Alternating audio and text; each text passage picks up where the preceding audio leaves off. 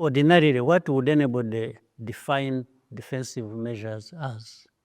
To do with the problems that are in Eastern Congo. It means a number of things.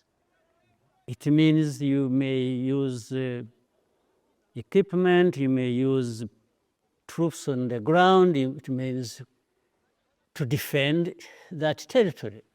So if I'm defending my border, one morning I'm in 5 kilometers or 10 or 20 because of what I identified as a threat. And in another week, they have pulled back, or in another week, if there was an equipment to deal with the matter that is threatening you, defensive measures we take. And defensive measures do not mean one thing.